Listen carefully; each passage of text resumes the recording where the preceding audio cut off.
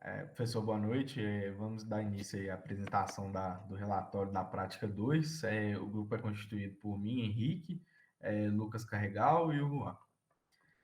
Pois bem, o objetivo dessa prática aí é dar andamento no estudo ali que a gente está fazendo do nosso circuito base, né, que é o que está exposto aí nessa figura 1, constituído a fonte, dois resistores, dois capacitores. No relatório 1, a gente fez a modelagem matemática desse circuito, né, a partir de resistores e capacitores determinados, e levantou ali o modelo matemático baseado nesses componentes. O objetivo nesse segundo relatório aí é construir fisicamente a planta, né, e dar sequência no estudo de forma que a gente tenha uma comparação do modelo real com o modelo matemático. Então, vou apresentar aqui agora qual foi a metodologia utilizada, né? A gente montou o circuito que está aí na tela, com os resistores medidos, né? Que a gente mediu aí, foi de 462 K1 para K1, 473 K1 para R2, 963 microfarads por capacitor 1 e 971 microfarads para o capacitor 2. Então, assim, logo de cara aí a gente já percebe que tem uma pequena discrepância ali em relação aos valores matemáticos, do modelo matemático que a gente estava utilizando, que a gente estava desprezando ali, digamos assim, as intolerâncias do resistor, as tolerâncias do resistor, né? E capacitor, bem como as impressões de medidas, né?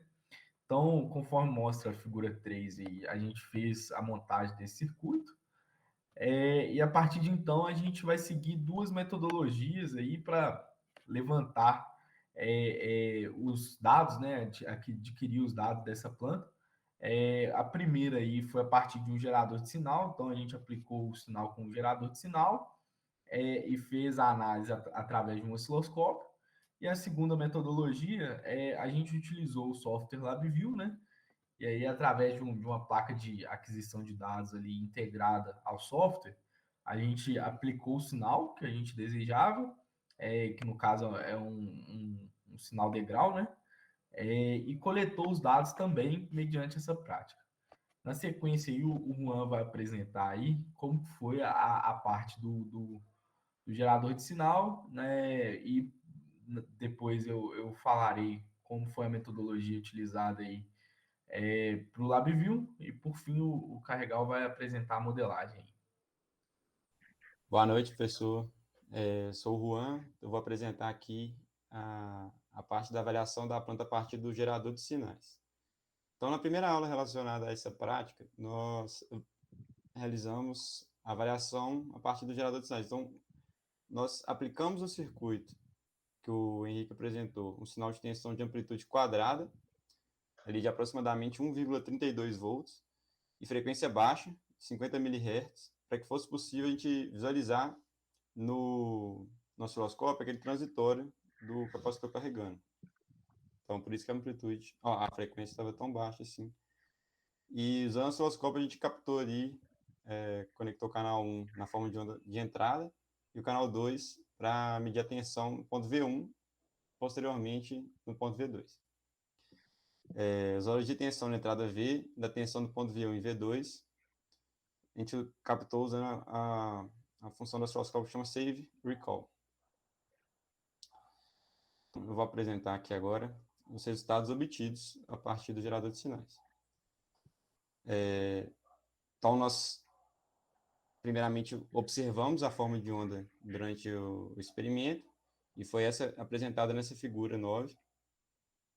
E, a partir disso, nós captamos esses pontos para um arquivo CSV e plotamos posteriormente esses valores no MATLAB, que foi o que nós fizemos aqui. Outra coisa, um detalhe importante é que a gente teve 100 amostras do sinal de tensão por segundo. Isso nos dá um período de amostragem de 0,01 segundos. E a resolução do sinal que a gente mediu é de 0,01 volts.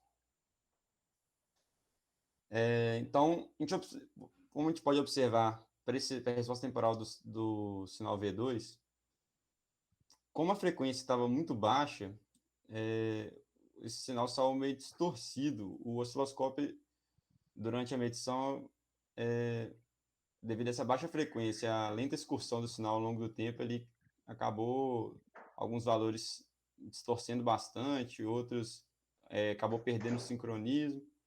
Então, essa foi a resposta temporal que eu obtive plotando V2, e essa aqui é a resposta que a gente obteve plotando V1. Nós ajustamos, fizemos um ajuste ali de pontos para consertar esse erro de sincronismo e tiramos aqueles valores que estavam muito distorcidos e acabamos obtendo essa resposta temporal para o ponto V2. E agora o Henrique vai. Eu acho que o Henrique vai apresentar o experimento 2. Dando sequência aí na apresentação, eu vou falar agora sobre a metodologia que a gente utilizou para fazer as simulações a partir do software LabVIEW, né? Então, a gente implementou no software aí um gerador de sinal para aplicação de uma onda quadrada também, né? De 1 volt de amplitude com offset de 1 volt. De forma que a gente vai ter aplicado na nossa planta um sinal degrau de 2 volts, né? Então, aqui a gente apresenta aí como que foi desenvolvido o circuito no software LabVIEW, né? Então, a gente implementou ali um gerador de sinal com a frequência controlável, a gente setou essa frequência em 50 mHz. A gente colocou esse bloco DAQ Assistant aí do LabVIEW aí para fazer a integração com a placa de aquisição. Então, esse DAQ Assistant que ia fornecer esse sinal do gerador aí para a nossa placa. A gente utilizou aí as pinagens ACH0 e ACH8, né, o 68 e o 34. E na sequência aí a gente passa para a implementação aí da parte de aquisição dos sinais, né? A gente utilizou a porta 60 e a porta 27 ali, né? Para adquirir os sinais da planta. E como a gente só tinha uma porta ali definida para aquisição, né? Duas, no caso ali, para receber o sinal de aquisição, a gente vai ter que fazer V1 e V2 por vez, né? A gente incluiu também um bloco Waveform Chart aí, para avaliar o sinal ali que a gente estava adquirindo, né? Então, na figura 8 aí, a gente apresenta o circuito completo do LabVIEW aí, que a gente utilizou para fazer a integração com a nossa planta ali a partir da placa de aquisição de dados, né? Então, aqui eu vou apresentar agora os resultados obtidos para a simulação no LabVIEW, né? Esse daí é a resposta ao degrau aí, diferente do caso do osciloscópio do Juan. Essa é uma condição mais controlada, né? Não tem todas as distorções ali do osciloscópio e do gerador de sinais físico ali. Então a gente conseguiu aí obter um gráfico mais limpo, né? Então esse gráfico aí mostra a resposta ao degrau da planta, tanto para a tensão de V1 quanto para a tensão de V2. E na sequência o Carregal vai apresentar, mas a gente vai ver que está bem dentro ali do modelo matemático que a gente desenvolveu, e está bem dentro do que a gente realmente esperava ali, né? Da questão do capacitor carregando, a função de transferência que o Carregal vai apresentar, enfim. A parte de modelagem aí vai esclarecer melhor. Uma observação antes do Lucas apresentar a modelagem.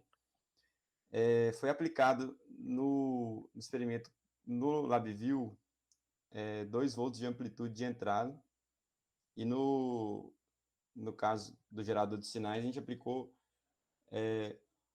1,32 volts, porque como a gente aplicou 1 volt de amplitude e offset, o objetivo era aplicar 1 volt também, a gente viu que um interferia no outro. Então a gente achou um meio termo ali em que ficava melhor o sinal e a gente utilizou esse 1,32 volts. Uma outra observação é que nessa resposta temporal para o V2, com os pontos ajustados, o esperado seria que o capacitor se carregasse até a tensão máxima, né? A tensão de entrada, que seria o V. Porém, isso não aconteceu nos dados obtidos que nós captamos pelo arquivo CSV do osciloscópio. Isso provavelmente foi algum erro também de medição, porque durante a prática a gente pode observar na figura aqui que ele carregou até o valor final, até o valor de V. Então, é só essas observações que eu queria fazer antes do Lucas apresentar a modelagem.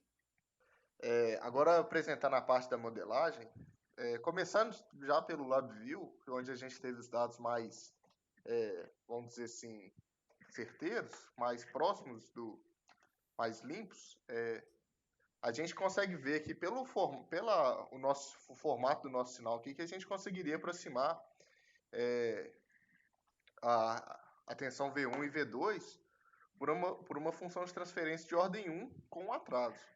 E a função de transferência de ordem 1 por atraso, ela tem esse formato aqui, dependendo de K, dependendo dos parâmetros K, que seria o ganho, o L, que seria o atraso, e T, que seria a constante de tempo. Então, basicamente, para a gente fazer a nossa modelagem, a nossa aproximação dos valores medidos, né, modelar os valores medidos por uma função de transferência de ordem 1, com atraso, a gente precisaria definir esses três parâmetros, o K, o tal e o atraso L. Primeiro, para definir o tal, como eu já disse, o tal é a constante de tempo do nosso circuito. Então, a gente conseguiria determinar o tal quando a amplitude do nosso sinal chegasse a 63,5% do valor final. Aí a gente pegaria o tempo, né, que ocorreu essa amplitude, e esse seria a constante de tempo do nosso circuito. Aí aqui nessas imagens aqui, a gente conseguiu observar a constante de tempo para tensão V1 e para tensão V2. Para tensão V1 aqui a gente teve 0,8, aqui está 10,8, mas é porque a gente tem esse tempo zerado aqui. A nossa resposta, o nosso degrau começa só em 10 segundos. Então, o nosso tal aqui, ele ocorre em 0,8 segundos, né? Que a gente considera a partir da resposta do degrau, do início do degrau.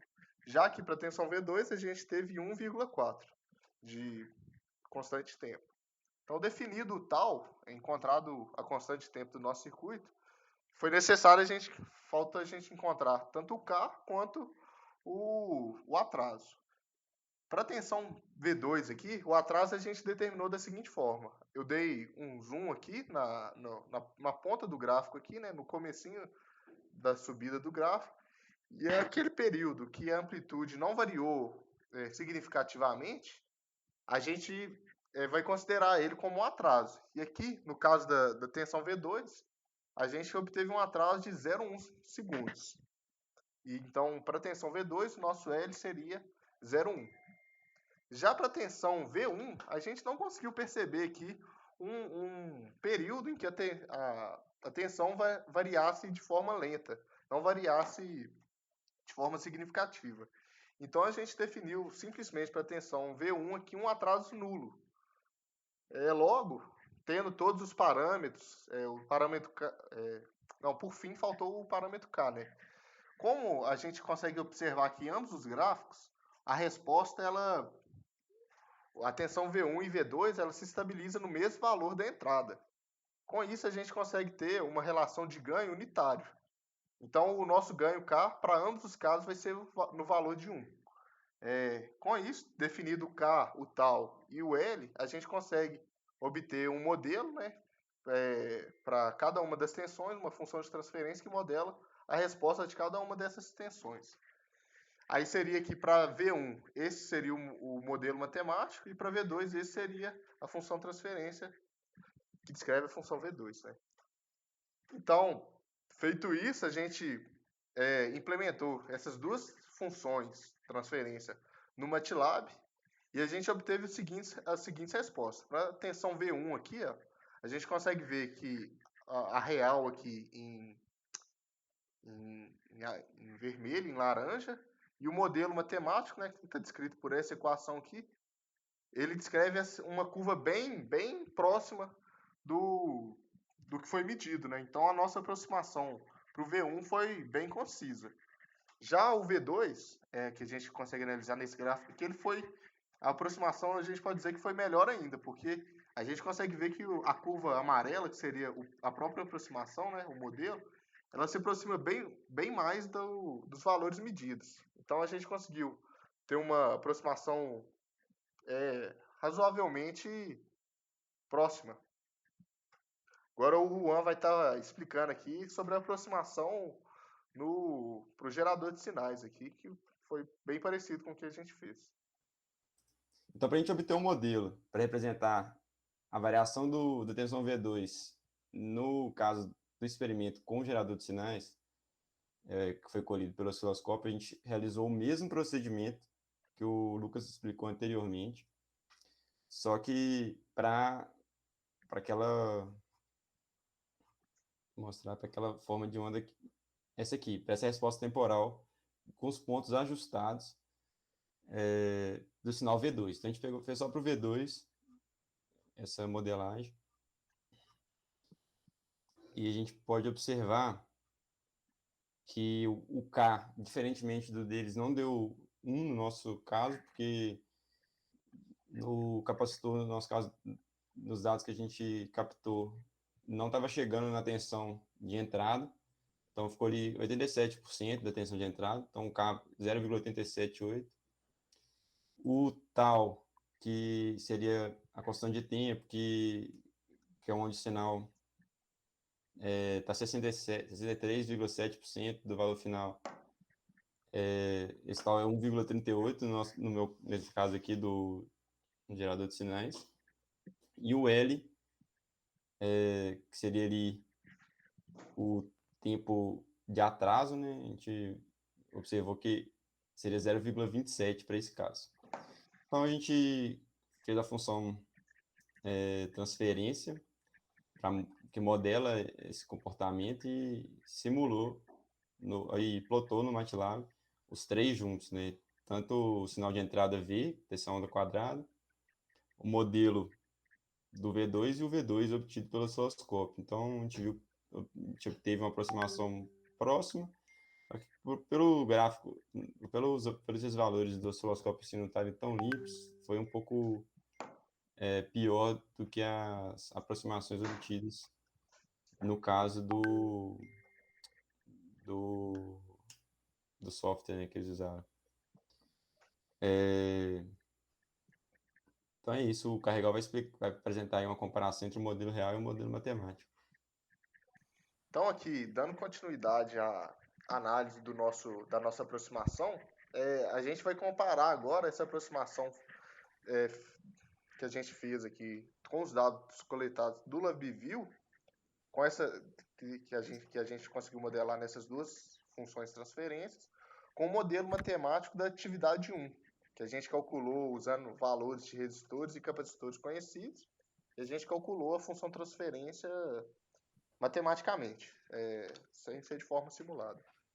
Então aqui, traçando o gráfico da atividade 1 com o gráfico que a gente obteve para a atividade 2, né, a resposta da atividade 1 com a resposta da atividade 2, a gente vê aqui que a gente obteve gráficos semelhantes, bem parecidos, né? Uma curva aqui está bem próxima da outra, isso aqui para a tensão V1, e para a tensão V2 ainda mais próxima ainda. A gente consegue ver aqui que em muitos pontos coincidem os valores e que a nossa aproximação dos dados coletados ficou bem próxima do valor do ideal, né, que seria aquele calculado. Mas como a gente sabe, a gente não consegue alcançar esse valor ideal, né, porque sempre tem alguns erros de medição, imprecisões dos equipamentos, assim como o Henrique abordou lá, que tem a tolerância dos capacitores. Então a gente não consegue chegar nesse modelo exato. Mas a gente chegou em modelos bem satisfatórios.